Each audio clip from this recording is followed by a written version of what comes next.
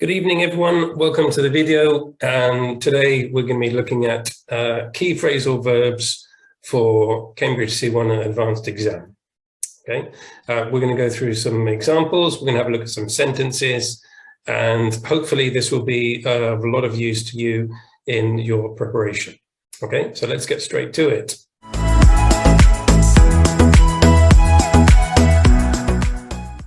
Okay, so the first verb we've got here is this verb here, bring someone up to date. And essentially the meaning here is to inform someone of the latest changes.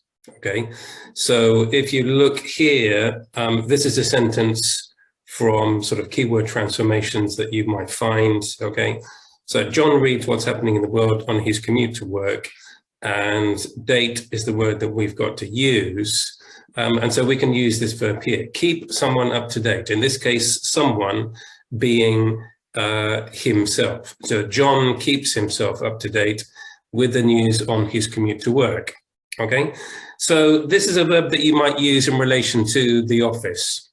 Okay, and it might well be that someone goes on holiday. When they return, you've got to inform them of the latest changes while they've been away. So you've got sentences here quite similar.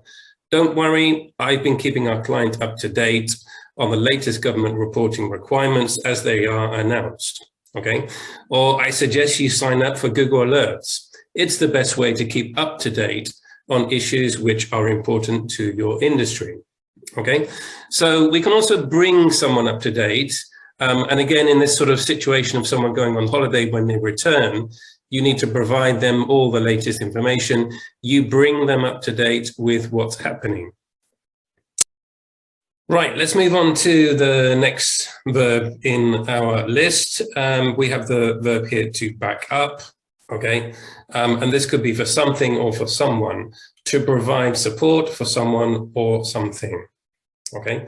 So a sentence that you might get in keyword transformations: the environmentalist supported his claims with scientific evidence. Okay, so the environmentalist's claims were backed up with scientific evidence. Okay, this supported the claims. Okay, so what other sentences do we have here? This theory needs to be backed up with solid empirical data or solid empirical evidence. Okay, or there's no evidence to back up his accusations. Okay, this might be, for example, in a court of law. But you can see here that these are very much sort of scientifically related. You know, evidence is backing up the claims, empirical data backing up the theory. Okay, this sentence here, as I say, it's very much in a courtroom situation.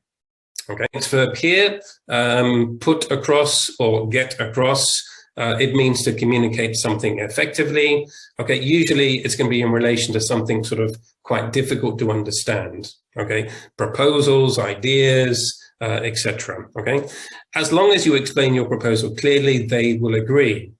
If you put across or if you get across your proposal clearly, they will agree.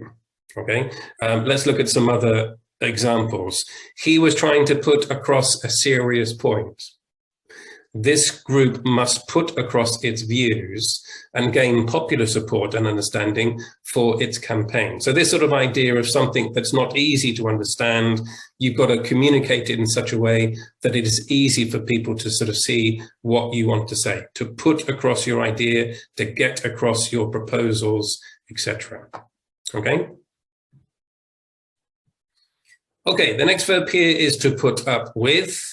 Okay, what does it mean? It means to tolerate. Okay, and if we look here at our example, you can see what I mean. Okay, let's move on to the next verb here, which is to put up with. Okay, it means to tolerate. Okay, so if we look at our example here, you can see what I mean. The director said that she wouldn't tolerate her employees being late any longer. Okay, I'm not going.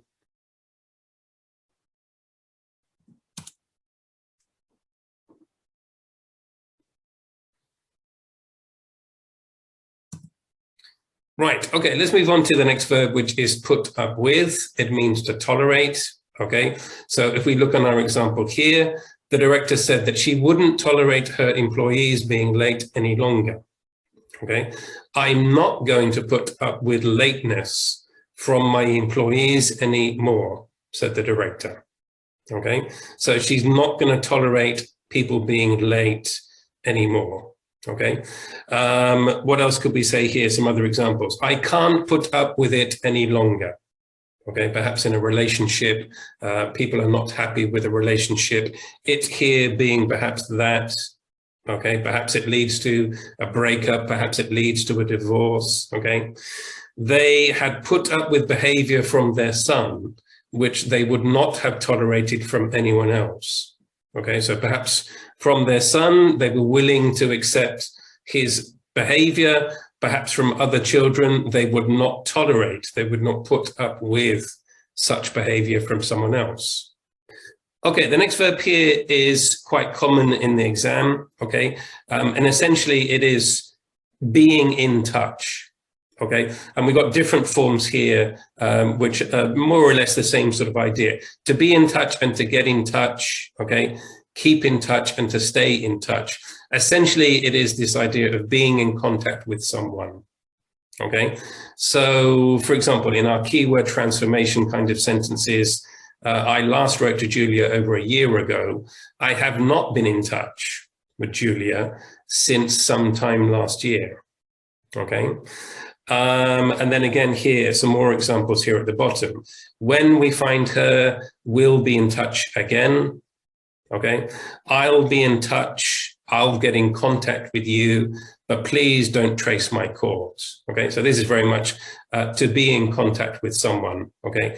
You can get in touch, yes, perhaps, for example, if you go to a city, people might say to you, look, get in touch when you come and visit, okay? Get in contact with me when you come to, for example, London, okay? If you keep in touch, you maintain contact with someone, perhaps using email, perhaps telephone, perhaps letters, and also stay in touch has a very similar idea. Right, okay, let's move on to the next verb here, come up with, okay? To suggest or think of an idea or plan. Okay, so what have we got here? We were very grateful that Kate thought of suggesting we ask Max for help. Okay, we were very grateful that Kate came up with the suggestion of asking Max for help. Okay, so it tends to be this idea of suggestions, ideas, plans. Okay, if you look at our examples here, we can see similar ideas. We must come up with a solution that our shareholders will find acceptable. We're having a meeting to try and come up with ideas for fundraising, okay? So come up with ideas, come up with plans, come up with suggestions, come up with solutions, okay? You can see the sort of context involved here in this verb. Right, okay, now the next verb here, turn out to be, again, it's quite popular. It comes up quite a few times, okay? What does it mean? It means to happen in a particular way or to have a particular result, perhaps as well, especially in an unexpected way. Okay, so let's look at some examples here. Betsy was more likable than expected. Betsy turned out to be unexpectedly likable, okay? Or another sentence here, I eventually realized that the woman waving at me was an old friend. I couldn't at first see who was waving at me, but she turned out to be an old friend, okay? Some other examples here. This could turn out to be our biggest mistake yet. It's not uncommon that a sunny morning will turn out to be a cloudy day at this time of year, okay? So this sort of idea to happen in a particular way or to have a particular result, and maybe with this idea of not expecting it, okay? Perhaps you're not expecting her to be likable, okay? Perhaps here you're not expecting that this woman was your old friend. This is the sort of idea. Right, okay, let's move on to the next verb here. The next verb here is to brush up on, okay? And it gives you this idea of to improve your knowledge or to improve your skill in a particular area, okay? So that you have knowledge of something and that you improve that knowledge or you improve that particular skill, okay? So for example, here, we can see some examples here.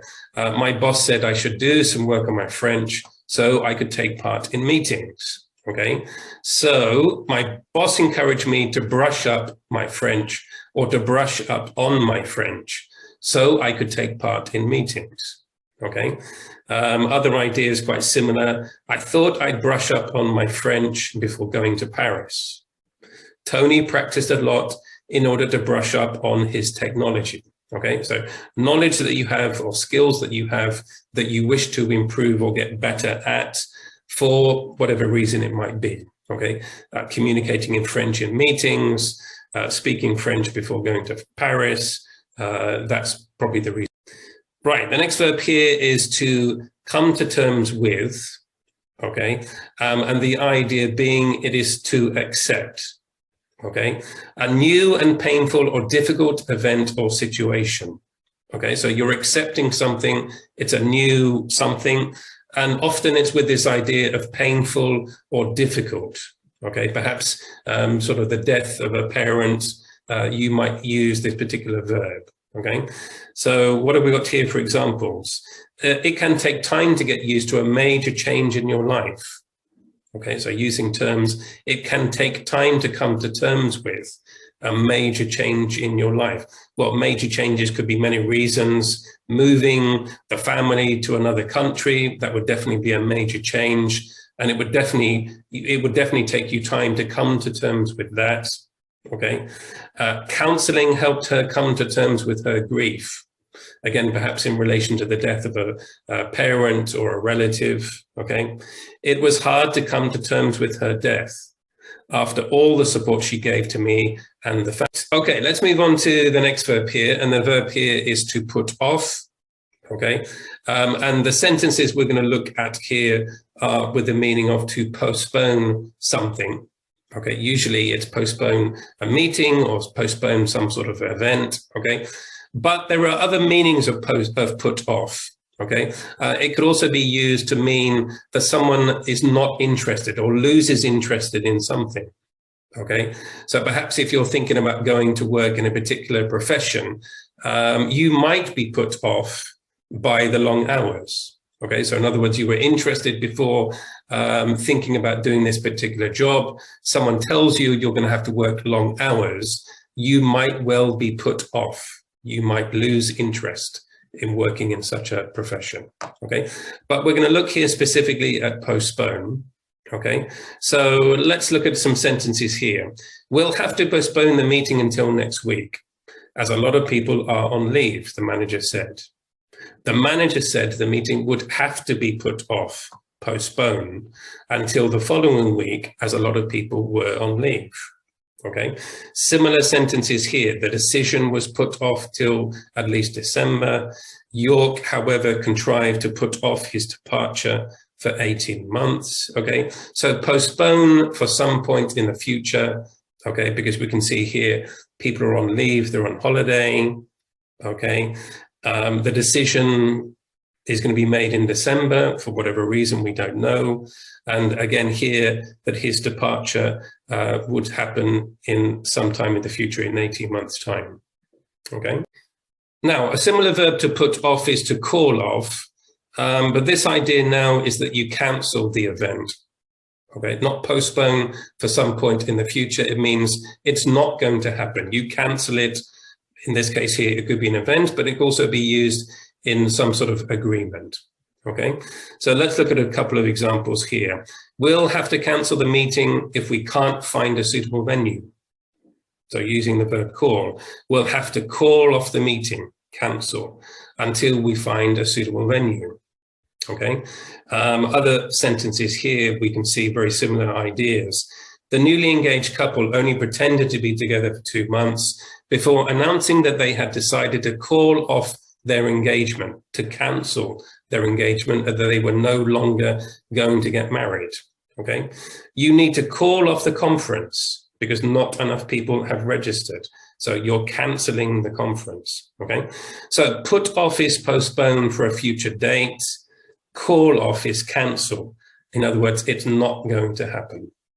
Okay, let's move on to the next verb here, to be taken aback, okay, which gives us this idea to be surprised or to be shocked, okay? Kathy's nomination for an award for bravery came as a surprise to her. Kathy was taken aback after being nominated for an award for bravery, okay? She was surprised or she was shocked. She was not expecting to be nominated, okay? So this is the idea, to be taken aback, okay? I was at first taken aback, not quite sure what was going on. Again, surprised, okay? I was always taken aback by the lack of knowledge of local people about what was going on. Again, you were surprised by the fact that these. Right, okay, and this is the last verb that we're going to have a look at today, and it is the verb to come across, okay? Again, we've got two sort of separate meanings here, which we'll talk about.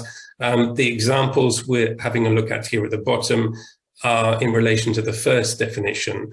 So come across as, okay, for example, of a person, appear or sound in a specified way, perhaps giving a specified impression.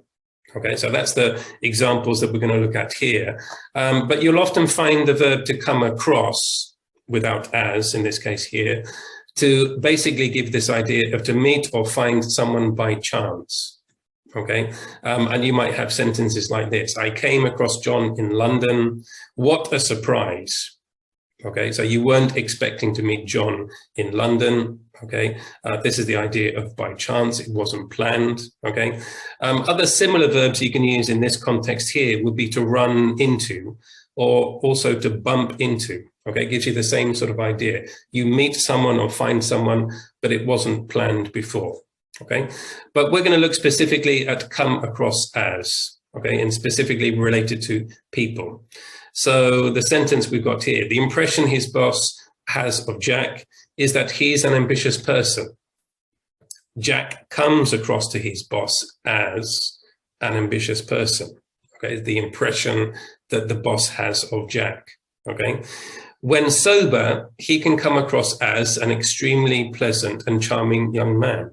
Okay, so the impression of being pleasant and charming, but only when he's sober, not when he's drunk. Okay, it wouldn't come across as very credible if I trusted you a third time. So this impression would not be very believable, okay, if I trusted you, as it says here, for the third time. Okay.